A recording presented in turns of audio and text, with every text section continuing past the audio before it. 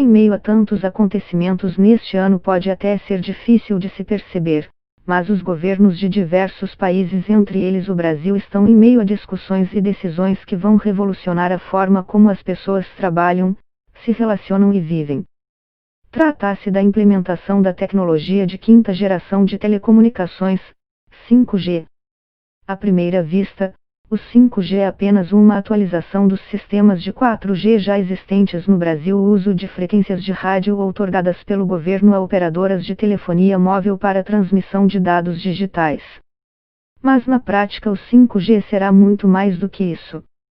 A velocidade esperada nas conexões é da ordem de 10 a 20 vezes maior do que a tecnologia do 4G. Esse salto de eficiência permitirá mudanças drásticas na forma como a sociedade funciona. Um exemplo, entre centenas de possibilidades, é o desenvolvimento de carros autônomos guiados por robôs e sem motoristas, que é uma das maiores apostas da indústria automotiva para o futuro. A tecnologia 5G permitiria interligar os carros em rede, organizando todo o tráfego de veículos de forma segura e sem a necessidade de motoristas para tomarem decisões. Em qualquer cenário, as decisões sobre um leilão dessa magnitude, que será o maior já realizado no Brasil e um dos maiores do mundo, já seriam polêmicas e difíceis. Mas para piorar, o Brasil terá que decidir sobre como implementar o 5G em meio a uma das disputas mais acirradas da guerra comercial entre Estados Unidos e China. O governo do presidente Jair Bolsonaro vem sendo pressionado pelas duas superpotências mundiais. O presidente americano, Donald Trump, chegou a falar abertamente, em julho, que está em campanha contra os chineses na questão. O centro da disputa é uma empresa chinesa, a Huawei, que é hoje líder global na tecnologia 5G. O mercado de telecomunicações brasileiro é dominado por 4 operadoras gigantes, Vivo, Claro, TIM e Oi, que oferecem serviços de celular aos brasileiros. Mas por trás desses serviços, há uma rede de equipamentos tecnológicos que são fornecidos às operadoras por apenas 3 empresas, a sueca Ericsson, a finlandesa Nokia e a Huawei. No Brasil, como em diversos países do mundo, a rede de 4G conta com tecnologia destas 3 empresas. Mas nos últimos anos os EUA iniciaram uma ofensiva contra a Huawei, que segundo os americanos representa um perigo de segurança nacional aos países que comprarem seus equipamentos. A acusação é baseada na seguinte lógica: se toda a sociedade estiver interconectada usando o equipamento de uma empresa chinesa, o que incluiria sistemas de trânsito, de comunicação ou até mesmo de eletrodomésticos inteligentes dentro dos nossos lares, todos nós estaríamos vulneráveis à espionagem pelo governo da China. A Huawei é uma empresa privada, mas uma lei de segurança aprovada pela China em 2017 permite, em tese, que o governo de Pequim exija dados de companhias privadas, caso a necessidade seja classificada como importante para a soberania chinesa. Os americanos querem que o Brasil adote uma licitação que exclua o uso de equipamentos da Huawei por parte das operadoras, algo que já foi adotado em outros países do mundo, como Reino Unido, Japão e Austrália. A China nega todas as acusações e diz que o único interesse dos EUA é minar o crescimento tecnológico chinês, que vem fazendo face aos americanos. Ambos os lados da disputa sugerem que o Brasil poderia ser vítima de sanções de um lado ou de benesses do outro, dependendo de como o país decidir se posicionar. O Brasil pretende realizar a licitação do 5G em maio do próximo ano. E o presidente Jair Bolsonaro declarou esta semana que será ele quem decidirá sobre a questão da Huawei e ponto final. Mas o que o Brasil tem a ganhar ou a perder, caso ceda às pressões americanas? Até agora, o principal incentivo para banir a Huawei é o alinhamento com os EUA. Também está subentendido que junto com esse alinhamento poderia vir algum tipo de ganho financeiro na relação bilateral. Na terça-feira, autoridades brasileiras receberam uma delegação do governo americano em Brasília para a assinatura de uma carta de intenções na qual o Exim Bank, o Banco de Exportação e Importação dos Estados Unidos, sinaliza que poderá investir mais de 5 bilhões de reais em projetos de diversas áreas, especialmente em telecomunicações, segundo um comunicado do governo americano. Outras 2 coisas chamaram atenção no evento.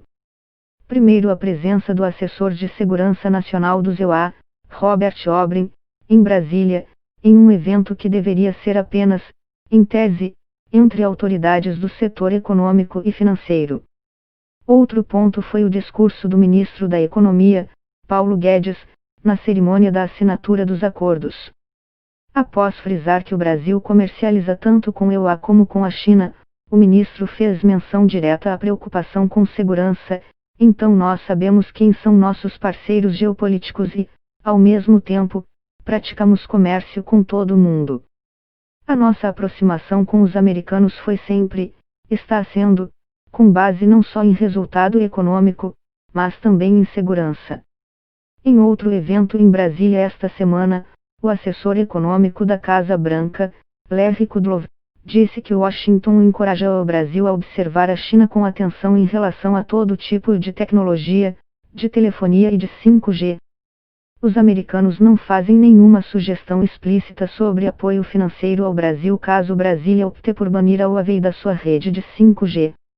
Mas em fevereiro deste ano, o vice-presidente americano, Mike Pence, sugeriu que a questão Huawei pode trazer prejuízos econômicos aos que tomarem posições contrárias a Washington.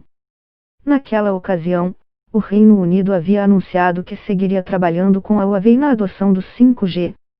Pence disse que a Casa Branca estava profundamente desapontada com a decisão britânica, e lembrou que EUA e Reino Unido estavam em vias de começar negociações para um tratado de livre comércio, agora que os britânicos deixaram a União Europeia. Perguntado sobre se a questão da Huawei colocaria um fim nessas negociações, Pence respondeu: veremos. Em julho, o Reino Unido acabou revertendo sua decisão, o que agradou os americanos. Não só a Huawei será banida da rede de 5G, como o país prometeu retirar todos os equipamentos da gigante chinesa de sua rede de telecomunicações até 2027. Existe também uma grande incógnita sobre o futuro da guerra comercial entre a EUA e a China que só começará a se resolver após novembro. Até agora a briga contra a Huawei tem sido uma bandeira do presidente Donald Trump. Mas analistas não têm clareza sobre como Joe Biden se posicionaria em relação a Huawei caso ele vença as eleições de novembro, já que o democrata não sinalizou qual é a sua posição em relação ao tema. Outro ganho potencial para o Brasil, caso venha a concordar com a posição americana, seria em relação à segurança nacional caso as preocupações levantadas pelas agências de inteligência sejam acertadas.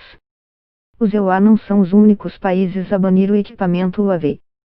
A preocupação com os equipamentos chineses surgiu primeiro em 2018 em um relatório da FIVEAs, uma aliança entre as agências de inteligência de Austrália, Canadá, Reino Unido, Nova Zelândia e EUA.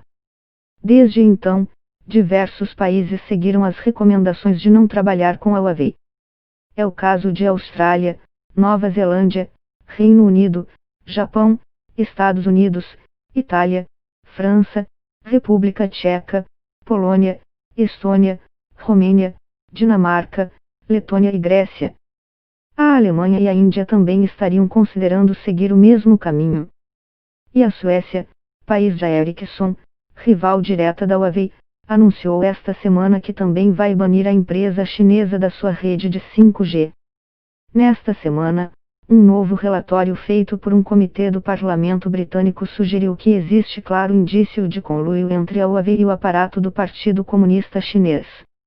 A Huawei criticou as conclusões do relatório britânico. Mas tomar uma atitude contra a Huawei mesmo agradando Washington também trará prejuízos para o Brasil. O mais evidente deles é o prejuízo econômico. O Brasil já está atrasado no leilão de sua rede 5G.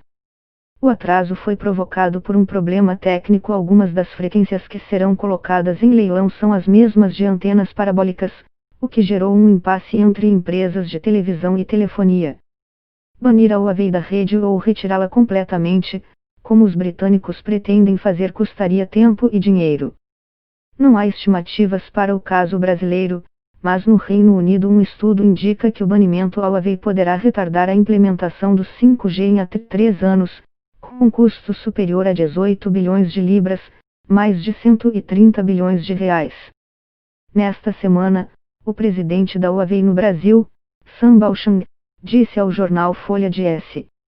Paulo que os operadores teriam que pagar mais para substituir seus equipamentos, caso o Brasil opte por banir a empresa chinesa, e que esses custos seriam repassados aos consumidores.